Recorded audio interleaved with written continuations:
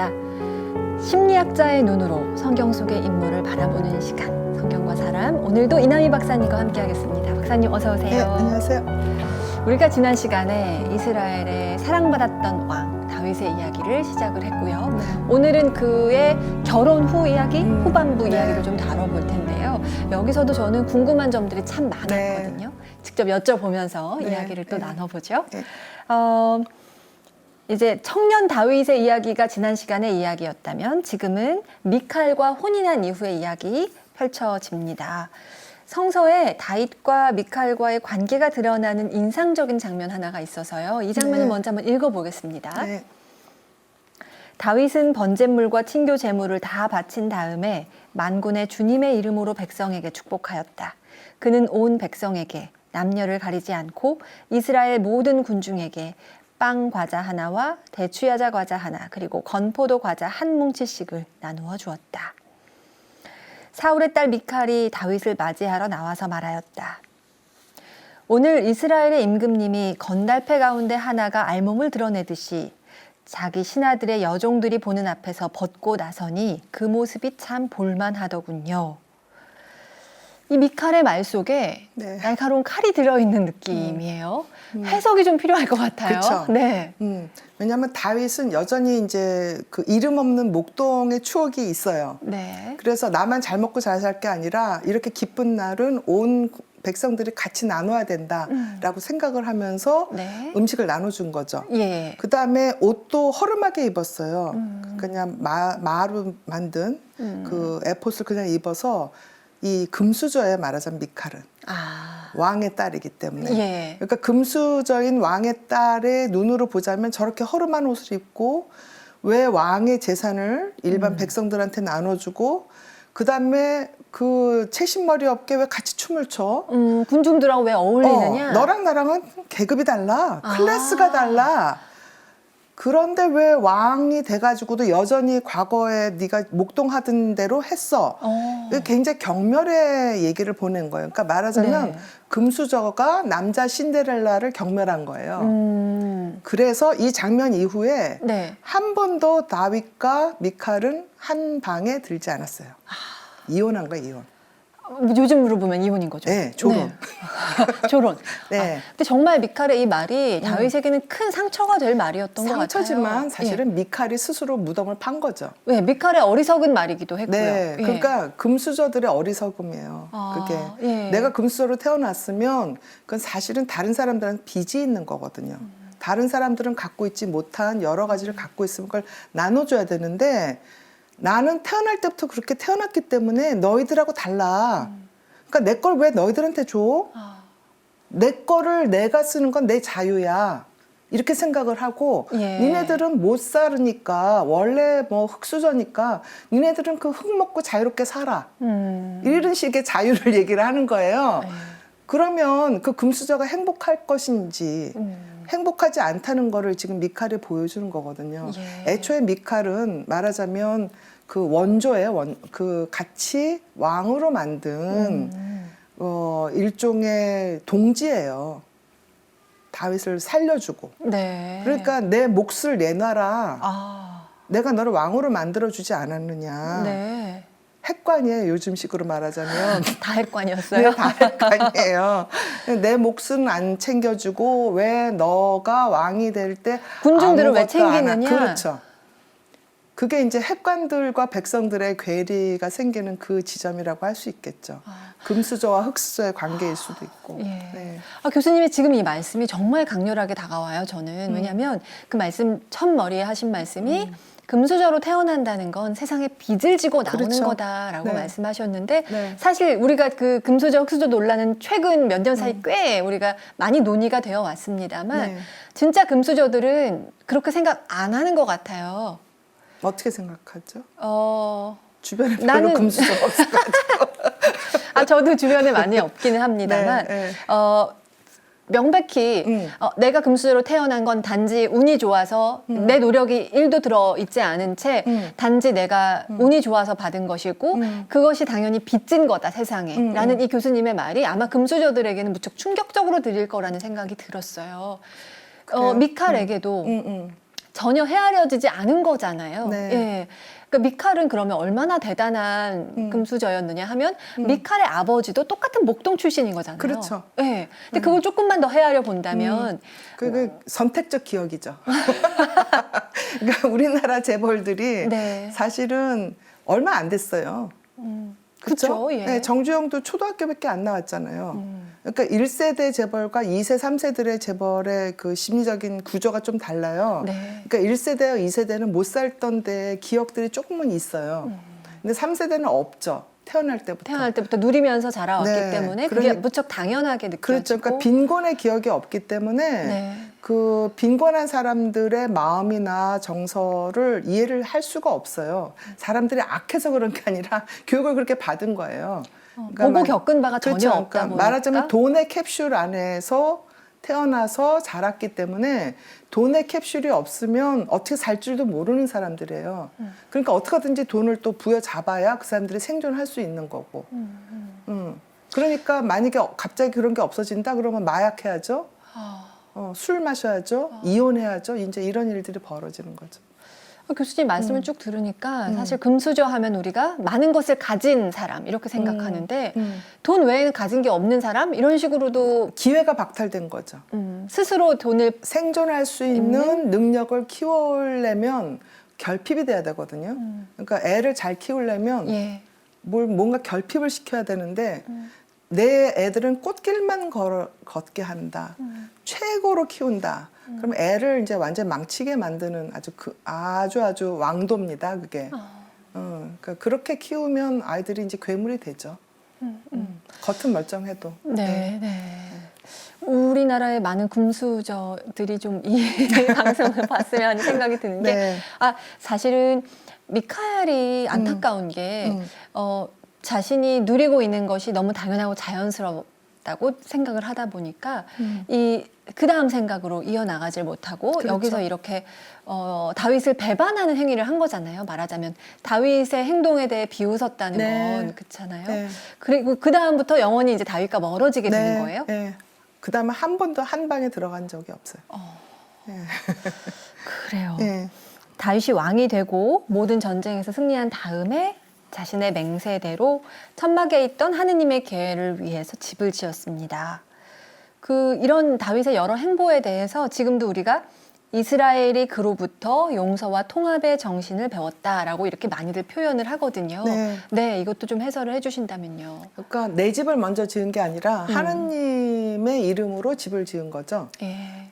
그게 이제 그 당시에 융성했으나 멸망했던 다른 왕조들과의 아마 차이라고 할 수 있을 거예요. 네. 그러니까 페르시아 왕조, 뭐 아시리아, 이런 이집트 다 나를 위해서 집을 지었지. 내가 왕이고 내가 어떻게 보면 신이고 그런 왕조들은 멸망을 했죠. 근데 이 하느님의 집부터 지었기 때문에 네. 비록 땅이 없어져서 이스라엘 민족이 온 지구에 흩어져도 지금까지도 이스라엘 민족이 살 수 있는 그 영적인 집인 거죠. 그 시작인 거죠, 다윗이. 네. 용서와 통합의 정신을 네. 시작했습니다. 그렇지만 다윗도 나쁜 짓을 합니다. 네. 네.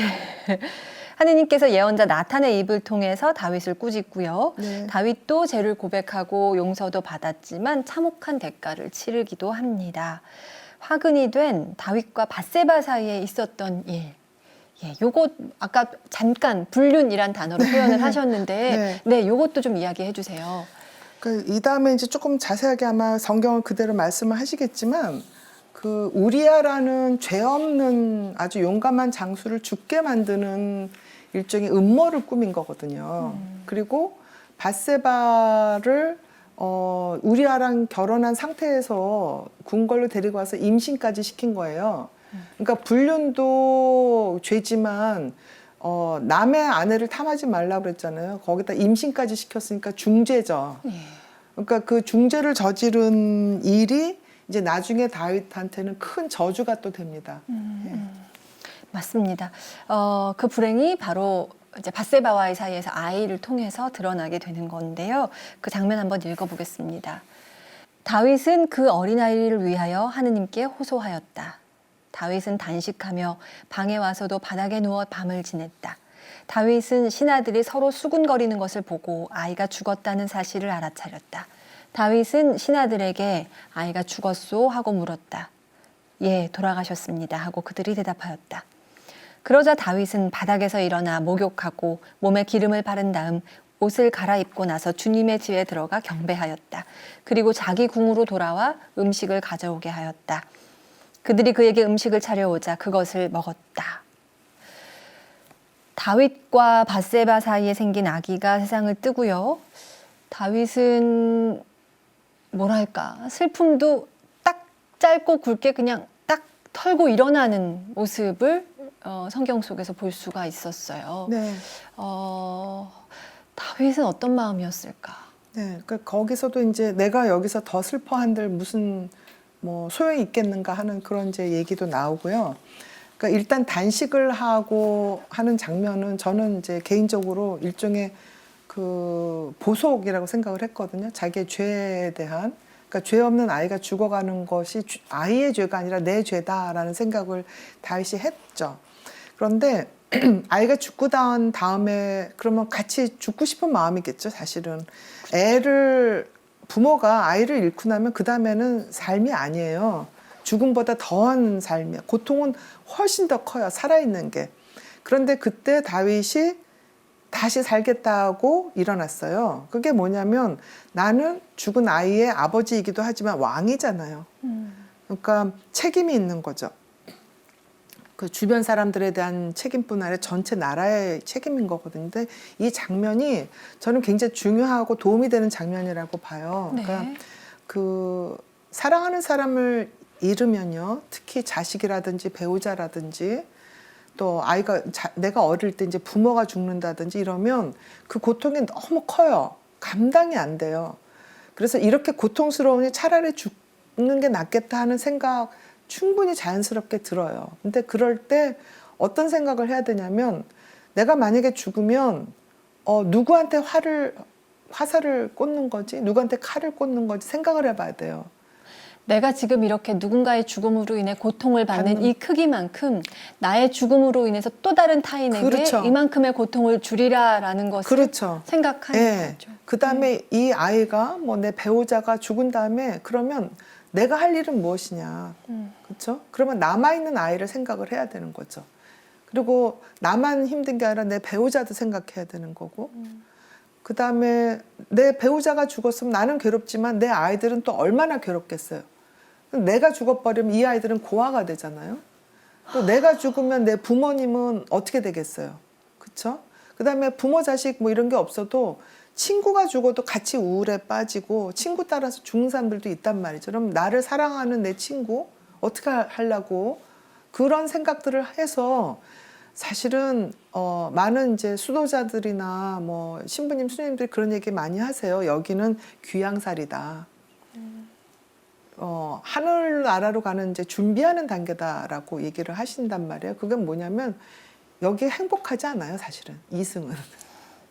행복의 고통이. 순간들이 찰나찰나 그렇죠. 그냥 잠깐씩 견디게 있고. 해주는 거지 여기가 행복해서 사는 게 아니거든요. 준비하기 위해서 산단 말이죠. 근데 준비가 마치지 않았는데 자살을 한다면 준비 없이 가는 거죠. 그러니까 주변 사람들한테도 칼을 꽂는 거지만 사실은 나 자신의 영혼에도 네. 씻을 수 없는 죄를 저지르는 거거든요. 그러니까 나의 책임을 내가 방기하는 거니까. 그래서 이 장면이 저는 정신과 의사로서는 굉장히 중요하고 가치 있는 장면이라고 봐요. 네. 이 다윗이 그 이후로 계속 죄를 고백하고 어떻게든지 그 죄를 씻기 위해서 무지하게 노력을 해요. 시편에 그런 게 다 나오고. 네네. 네. 근데 저희 우리나라가 최근에 네. 너무나 힘든 네. 온 국민의 트라우마가 되는 네. 큰 사건을 또 겪었다 네. 보니까 이 죽음을 앞에 뒀을 때 우리가 무너져 내리는 그 그렇죠. 마음 이런 것에 대해서도 사실 우리 온 국민이 지금 되게 긴 시간 동안 좀 느끼고 있단 그렇죠. 말이죠. 네.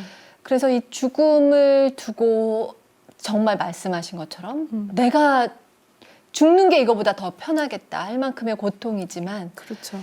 이것을 그래도 우리가 견뎌내고 네. 앞으로 나아가야 하는 네. 이유에 대해서도 네. 조금 설명이 되는 것 같아요. 그렇죠. 그러니까 그 고통에 대해서는 다른 사람들은 몰라요. 그러니까 그 사랑하는 사람을 잃은 이들한테 어설프게 가서 조언하면 안 돼요. 뭐 상담하겠다고 뛰어가면 안 돼요. 그 아픔은 겪을 만큼 겪어서 시간이 지나야지 사라지는 거지 사라지지도 않죠, 사실은. 그래서 당사자가 아닌 다른 사람이 어설프게 얘기하면 안 돼, 절대로. 첫 번째. 그 다음에 두 번째는 그런 죽음들이 무의미하지 않게 여러 가지 조사도 하고 대책도 마련하고 업그레이드를 해야 돼요. 그러니까 세월호 이후에 여러 가지 안전사고 이런 거를 이제 많이 점검을 했잖아요. 예전에 성수대교 무너졌을 때 건축 기준 강화하고 했잖아요. 이번에도 이제 집회라든지 하는 때 어떻게 해야지 이런 일이 다시는 일어나지 않도록 이렇게 하는 여러 가지 장치들을 마련해야 그 죽음이 무의미하지 않은 거죠. 그러니까 그렇게 해서 우리가 뭘 해야 될지를 생각을 해야지 어설프게 가서 뭐 잊어라 뭐 또 요새 그 혐오의 그런 인터넷 보면 너무 정신건강들이 안 좋구나. 사람들이 참 많이 병들었구나 하는 생각들이 들어요. 네. 네. 이 다윗의 이 태도에 대해서 우리가 조금은 묵상해 볼 수 있으면 좋겠습니다. 근데 계속해서 다윗의 아들과 딸에게 문제가 생깁니다. 그 전에 다뤘던 암논과 이복 동생 다말의 이야기를 아마 기억하실 텐데요. 그 일로 다윗의 아들 압살롬은 배다른 형인 장남 암논을 증오하고 죽이기까지 합니다. 나탄의 예언이 통한 걸까요? 그렇죠. 제가 네. 좀 전에도 얘기했지만 그 본인의 죄가 자식들한테 불똥이 튀는 경우가 꽤 있죠. 그러니까 다윗이 밧세바와의 어떤 그런 안 좋은 거, 네. 우리아를 죽게 한 거를 왕자들이 모르겠어요. 그러니까 왕자들도 따라하는 거죠. 그러면서 이렇게 참, 집안이 예. 완전히 그냥 다 거의 형제들이 서로 죽여서 남아나질 않는 거죠. 그러니까 얼마나 다윗이 힘들었으면 그 시편 이런 데 보면 너무 절절하잖아요. 근데 그게 적 때문에 절절한 게 아니라 제일 큰 거는 자식 때문에 제일 슬픈 거예요. 그보다 더한 슬픔은 없을 거예요. 그러니까 한 사람은 죽인 사람이고 한 사람은 죽임을 당한 사람이에요. 부모로서 최악인 거죠. 네. 근데 둘 다 내 자식이. 그러니까요. 그게 도대체 이게 감당이 안 될 상상도 고통이죠. 못하는 그런 아픔인 거죠. 그렇습니다. 네, 네. 네. 압살롬을 살려달라는 다윗의 부탁이 있었지만 압살롬이 결국 죽임을 당합니다. 그의 죽음은 또 어떻게 봅니까? 이거는 정말 뭐 이루 말할 수가 없는 상황이죠. 네, 그러니까 왜 이렇게? 압살롬은 뭐 그 이후에도 굉장히 많은 영화라든지 이제 소설로 만들어질 정도로 아주 드라마틱한 인생을 산 거고, 그 마지막도 보면 이렇게 가지에 머리가 매달려서 대롱대롱 하는데 적들이 와서 둘러싸여서 죽이는 그런 장면이 나옵니다. 근데 그것도 굉장히 상징적으로 볼 수 있을 거예요. 왜 내 머리가 나무에 매달렸을까? 말을 타고 가다가.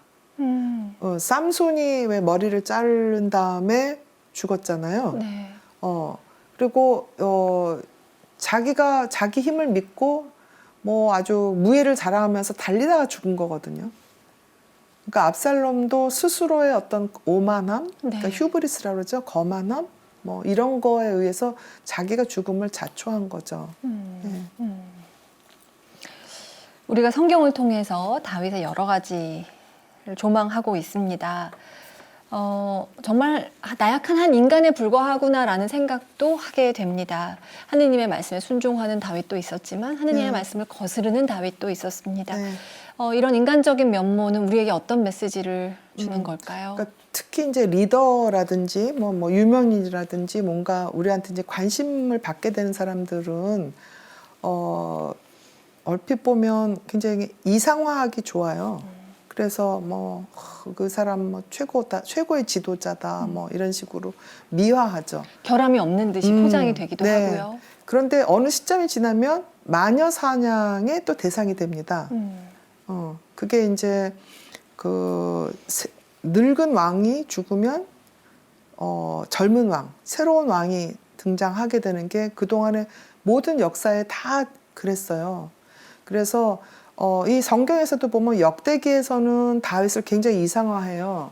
그게 에즈라, 아마 그 에즈라가 썼을 거다. 예언자가 그렇게 얘기를 하는데, 그러니까 그 이상화하는 게 필요한 시기가 있고, 그 다음에 그대로 봐야 되는 시기가 있어요. 그러니까 사무엘서에서 묘사하는 다윗은 굉장히 악한 부분, 인간적인 부분이 많단 말이죠. 그러니까 요거를 이렇게 같이 보다 보면 우리 인간은 이상화해서도 안 되고 마녀 사냥의 대상으로 만들어도 안 되고 또 자기 자신도 마찬가지예요. 내 안에 선한 부분, 악한 부분, 위대한 부분, 허접한 부분 다 있는 거거든요. 네. 그거는 뭐 왕이든 또 저 밑에 뭐 거지든 원형적으로는 다 똑같은 거예요.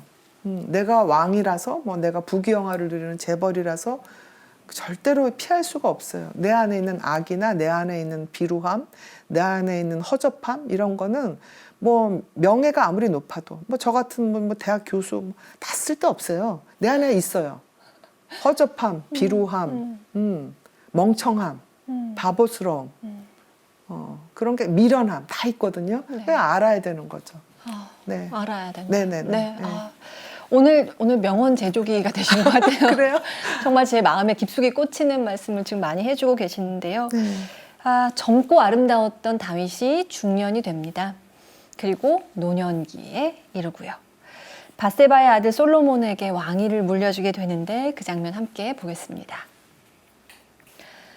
온갖 재난에서 내 목숨을 구해주신 살아계신 주님을 내가 주 이스라엘의 하느님을 두고 그대에게 그대 아들 솔로몬이 내 뒤를 이어 임금이 되고 나 대신 왕자에 앉을 것이다 하고 맹세하였으니 오늘 그대로 하겠소. 왕에서 물러나고 그가 죽을 때까지 이스라엘은 전쟁과 재난이 계속 이어집니다.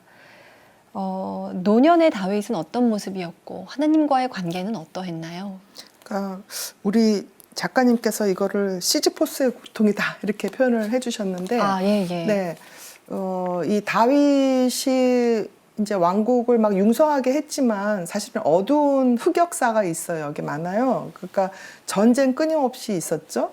그다음에 흑사병이 돌았어요. 이제 성경의 구약에서는 그거를 이제 전부 다 뭐 나병, 흑사병 이런 식으로 표현했어요. 이제 현대의학으로 보자면 뭐 여러 가지 뭐 요즘에는 코로나 뭐 이런 식으로 하지만 그 당시는 다 흑사병이니까 그러니까 전염병이 돌았거든요. 그러니까 다윗은 융성한 시기를 열기도 했지만 본인이 굉장히 괴로운 시기를 겪었던 그런 사람이란 말이죠. 그래서 이 다윗의 어떤 고통, 다윗의 행복은 우리가 다 같이 겪는 거예요. 우리가 살면서 행복한 시기가 있으면 불행한 시기가 있고 불행한 시기가 있으면 다시 또 행복한 시기가 오잖아요. 불행을 겪어보지 않으면 행복이 뭔지 모르죠. 또 내가 뭔가를 많이 누렸으면 그만큼 상실했을 때 그 상실감이 또 크죠. 네. 그러니까 그런 거를 다윗의 삶에서 우리가 배우는 건데, 네. 근데 이 하느님의 재앙이라고 생각을 하고 천사의 칼을 무서워했기 때문에 더 겸손할 수 있었고 끝까지 갈 수 있었던 거죠. 그 힘든 상황에서도. 네. 다윗을 따라서 쭉 이야기를 우리가 들어왔는데요. 이런 생각이 들어요. 다윗은 하느님한테 크게 사랑받은 인물이기도 하지만 약점도 나약함도 죄도 많았던 사람이고 결국에는 다윗이 사랑받을 만해서 사랑받았다기보다도 하느님이 사랑하시기로 하셔서 사랑받았고 네. 그렇게 보면 다윗뿐만 아니라 우리 모두 한 명 한 명이 그렇죠. 사랑받을 만하게 우리가 노력을 계속 해야겠지만 그렇죠. 우리 존재 자체로 네.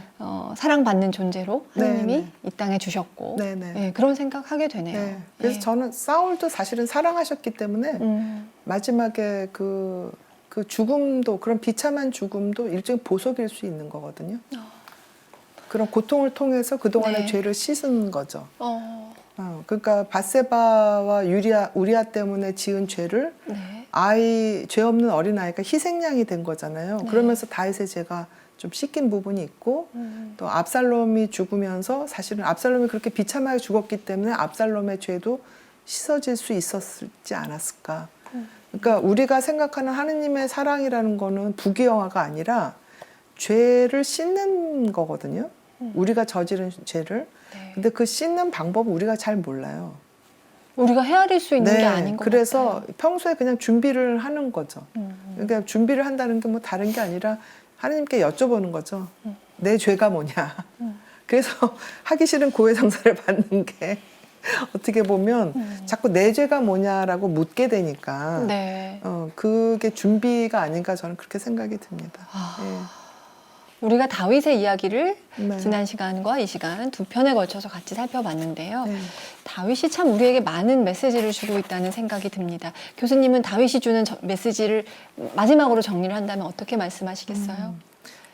많은 사람들이 다윗을 뭐 위대한 왕, 아름다운 왕, 뭐 성공한 왕으로 생각하지만 저는 인간적으로는 다윗은 굉장히 안타깝고 불행하고 고통스러웠던 인간이라고 생각을 해요. 근데 그 다윗이 남긴 시편이나 이런 걸 보면 우리한테 위로가 되거든요. 그러니까 이스라엘 사람들한테만 위로가 아니라 우리한테도 위로가 된다는 점에서는 또 의미가 있었던 삶인 거죠. 본인은 고통스러웠으나 그러니까 우리 인생이 어떤 의미가 있는지는 저는 그 당대에는 알 수 없다고 생각을 해요.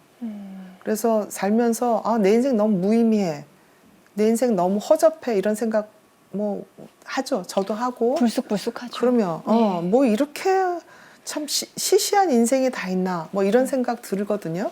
누구든 네. 실패한 것 같고. 근데 그 의미는 그 당시는 모른다는 거죠. 그래서 뭐 후일 내가 죽고 난 다음에 어떤 이웃이 그 사람 때문에 내가 그때 육개장 한 그릇 얻어먹었는데 힘이 났어. 그럼 그게 의미예요. 그 선생님이 나한테 덕담을 해줬는데 내가 그 덕담 때문에 지금까지 버텼어. 뭐 이런 거. 그러니까 누군가한테 위로가 됐으면 그 의미 있는 거예요. 근데 나는 잘 몰라요. 내가 어떤 위로를 했는지. 그러니까 평소에 잘해야 돼요. 일상이 덕담이 될 건지 악담이 될 건지는 네. 내가 자꾸 살펴봐야 되죠. 그러면 그게 의미 있는 인생이라고 봐요. 그걸 쌓아 나가는 것이 우리가 그렇죠. 이제 삶의 네. 의미를 찾아가는 길이 그렇죠. 아닐까. 네. 그런 네. 생각을 새삼하면서 네. 두 편에 걸쳐 살펴봤던 다윗의 이야기 여기서 마무리하겠습니다. 네. 이나희 박사님 오늘도 도움 말씀 고맙습니다. 네. 네. 감사합니다. 여러분 어떻게 보셨습니까? 다윗을 두 편에 걸쳐서 살펴보면서 그의 어떻게 보면 정말 기구하고 영화 같은 인생을 통해서 우리의 모습도 거울 들여다보듯이 면면 볼 수 있었습니다. 다음 주에도 성경 속의 인물을 통해서 우리를 바라보는 시간 함께해 주시기 바랍니다. 함께해 주신 여러분 고맙습니다.